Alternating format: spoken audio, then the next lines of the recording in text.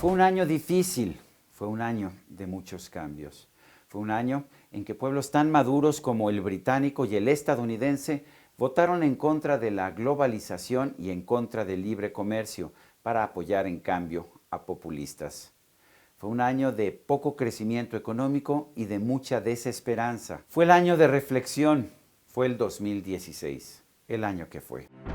Los atentados terroristas siguieron siendo una realidad cotidiana en muchos países del mundo. El 22 de marzo, una serie de explosiones coordinadas mataron a 32 personas e hirieron a 250 en Bruselas, Bélgica.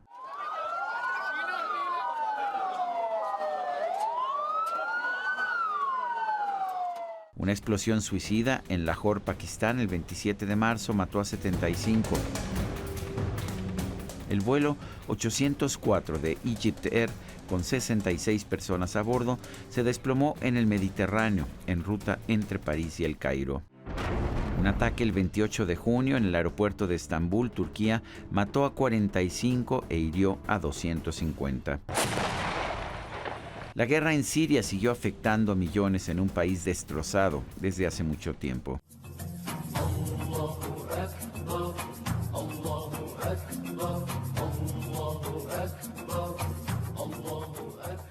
El Estado Islámico y otras organizaciones yihadistas musulmanas se mantuvieron empeñadas en sembrar el terror. Parece increíble que en pleno siglo XXI tantos hayan muerto, supuestamente porque Dios lo quería.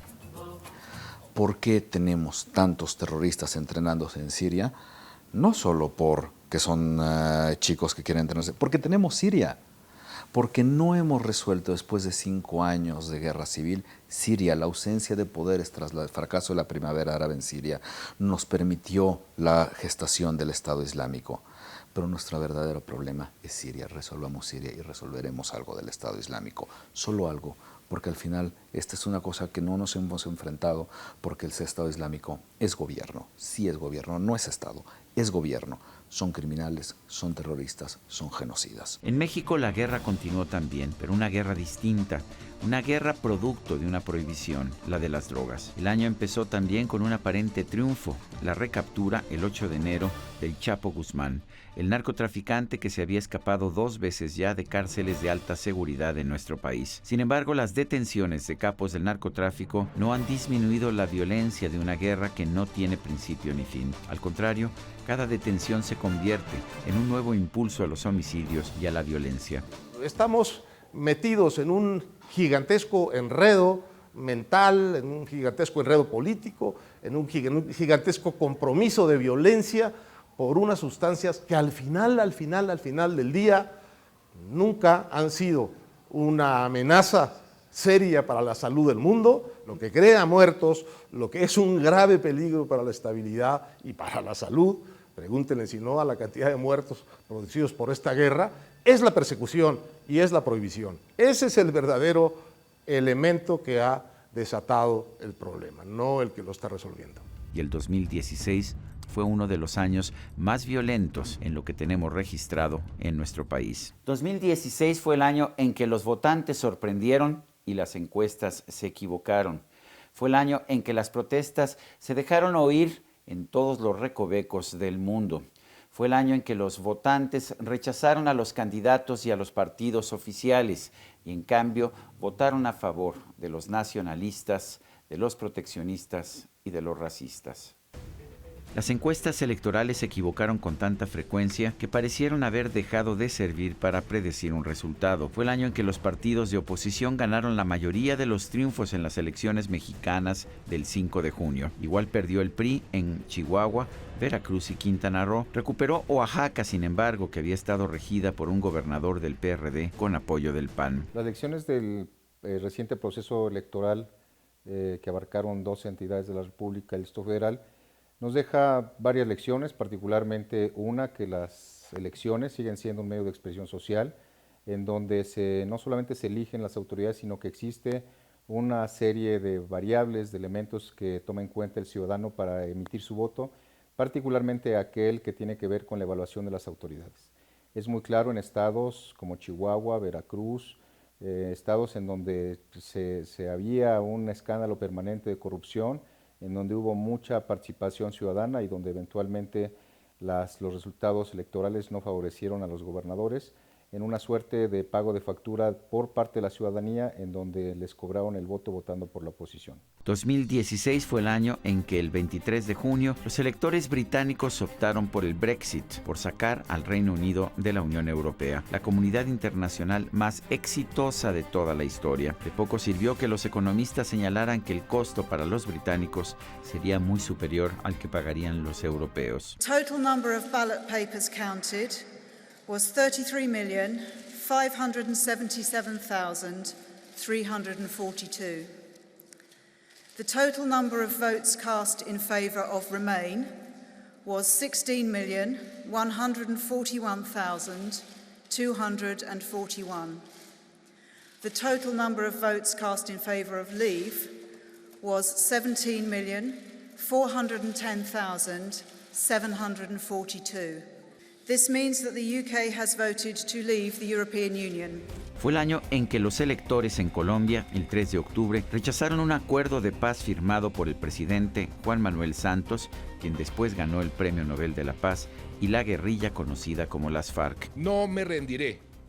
Seguiré buscando la paz hasta el último minuto de mi mandato, porque ese es el camino para dejarle un mejor país a nuestros hijos. Fue el año, el 8 de noviembre, en que Donald Trump, el populista, rompió todos los pronósticos y fue electo presidente de los Estados Unidos. Fue también el año en que la filtración de los Panama Papers, los documentos de una firma de abogados de Panamá, reveló las identidades de miles de personas y empresas que habían establecido cuentas bancarias o fideicomisos en paraísos fiscales. Fue un año en que la gente en casi todos los lugares del mundo rechazó a los políticos establecidos. Fue el año del populismo triunfante y muchos partidos y candidatos populistas, tanto de izquierda como de derecha, sintieron que se acercaba el momento en que podrían tener acceso al poder. Fue el año del nacionalismo, de la xenofobia, del racismo. Los europeos rechazaban la entrada de refugiados de la guerra de Siria, los estadounidenses a mexicanos y centroamericanos. Los policías blancos, y en algunos casos negros también, mataron a muchos civiles negros en Estados Unidos sin que en muchos casos hubiese una aparente razón. Si los gobiernos no aprenden la gran lección que deja la historia, que es que a las economías no se les debe de manipular, porque cada vez que sucede se generan burbujas, se generan distorsiones, se generan más problemas de los que se pretendían resolver, pues siempre existirá la posibilidad de tener nuevas crisis económicas. Después de décadas de globalización, los electores del mundo rechazaron a los candidatos creyentes en el libre comercio, con la idea ignorante de que reducir el comercio aumenta la prosperidad. Fue el año en que la popularidad de los mandatarios se desplomó a niveles extraordinariamente bajos. El presidente de México, Enrique Peña Nieto, habló de la existencia de un mal humor social.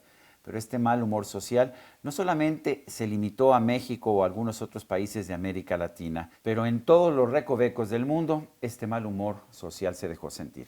Fue el año de los Juegos Olímpicos de Brasil, que consiguieron en un principio el expresidente Luis Ignacio Lula da Silva y también su sucesora Dilma Rousseff. Los Juegos no detuvieron las guerras y los conflictos como lo hacían en los tiempos de la antigua Grecia, pero permitieron por lo menos 3 semanas de emoción y diversión en medio de un año dramático. De poco sirvió el alivio, sin embargo, para la presidenta de Brasil, Dilma Rousseff, quien fue removida de su cargo por razones cuando menos poco claras en lo que ella misma argumentó había sido un golpe de Estado constitucional. Fue una vez más un año de poco crecimiento económico. Lo fue en México, pero también en muchos otros países del mundo. Incluso China, que estaba creciendo a un ritmo de 6.5% anual, envidia de casi todo el mundo, registró una desaceleración sobre las cifras de los años anteriores. En términos de competitividad, México es un país de contrastes.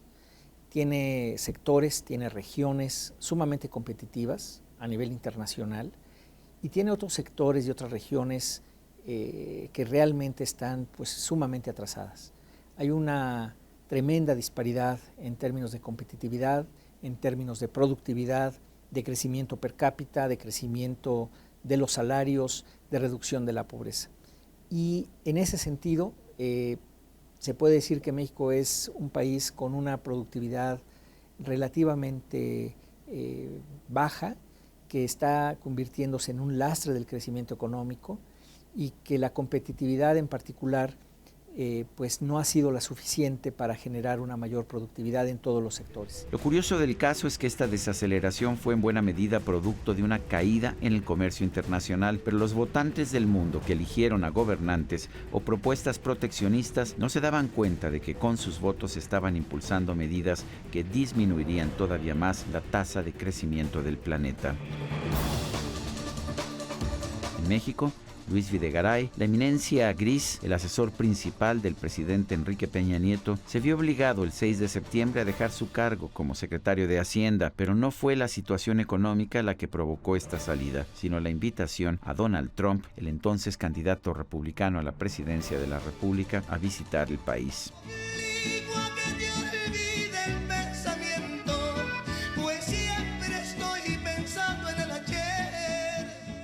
2016 fue un año que dejó una vez más en claro la importancia de la música popular en la vida de las sociedades. La muerte de Juan Gabriel, el 23 de agosto, causó una conmoción impresionante en la sociedad mexicana. Desde la muerte de Pedro Infante, no se veían escenas similares en nuestro país.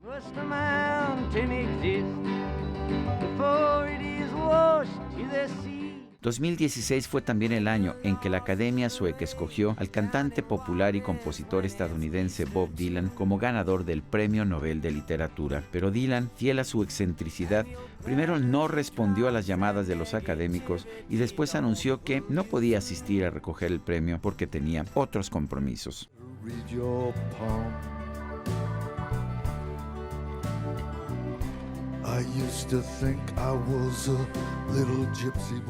También fue este el año del adiós de Leonard Cohen, un cantante y escritor canadiense que hizo época en su momento y que nos dejó el recuerdo de su adiós a Mary Ann. El 2016 fue un año difícil, áspero y violento.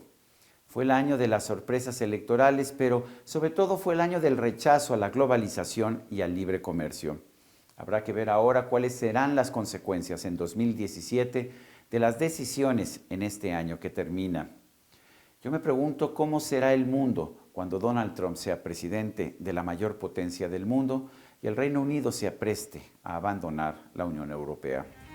Yo soy Sergio Sarmiento y esto es 13 en Libertad.